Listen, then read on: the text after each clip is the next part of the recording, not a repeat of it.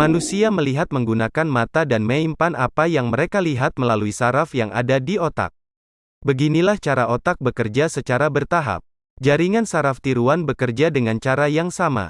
Jaringan saraf mencoba mensimulasikan pendekatan berlapis-lapis.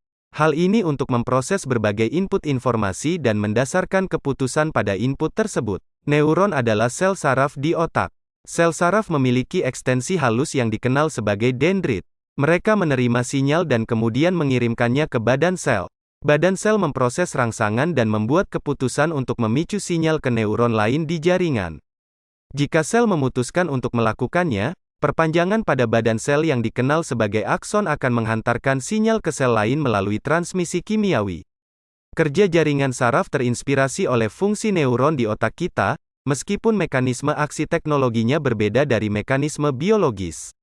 Lalu apakah sistem jaringan saraf tiruan atau neural network itu? Sistem jaringan saraf tiruan atau neural network adalah algoritma deep learning yang prinsip kerjanya dikembangkan dari jaringan saraf biologis yang membentuk struktur otak manusia.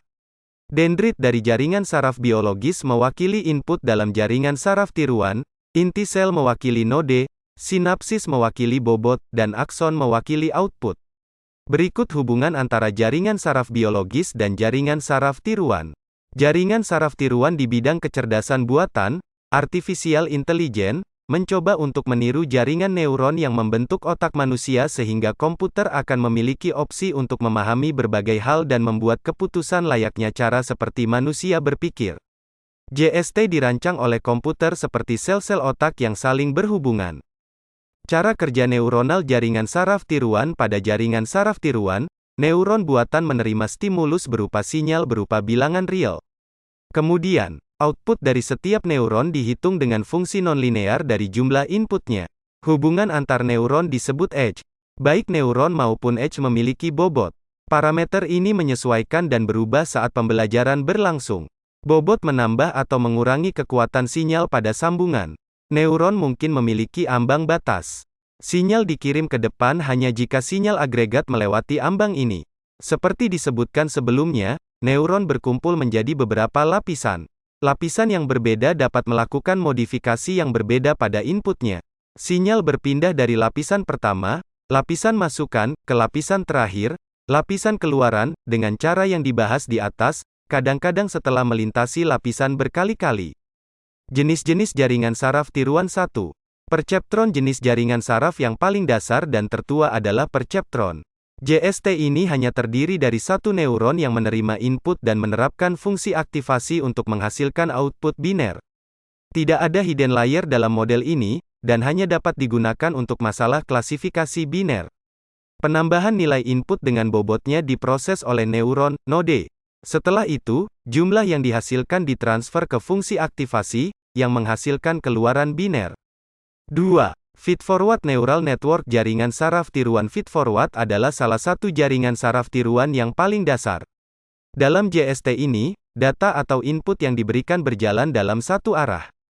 Data masuk ke JST melalui input layer dan keluar melalui output layer, sementara lapisan tersembunyi atau hidden layer bisa ada atau mungkin tidak ada. Jadi jaringan saraf tiruan feedforward hanya memiliki gelombang propagasi depan dan biasanya tidak memiliki propagasi mundur. 3. Recurrent neural network. Recurrent neural network menyimpan output dari sebuah layer dan mengumpankan output ini kembali ke input untuk memprediksi hasil dari layer dengan lebih baik. Lapisan pertama di RNN sangat mirip dengan feedforward neural network.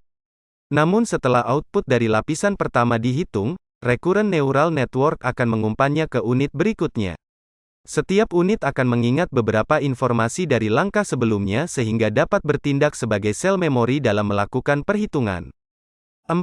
Convolutional neural network. Convolutional neural network memiliki beberapa kesamaan dengan feedforward neural network, di mana hubungan antar unit memiliki bobot yang menentukan pengaruh satu unit terhadap unit lainnya.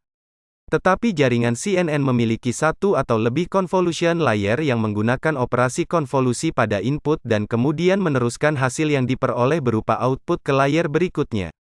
CNN memiliki aplikasi dalam pemrosesan ucapan dan gambar yang sangat berguna dalam fisik komputer.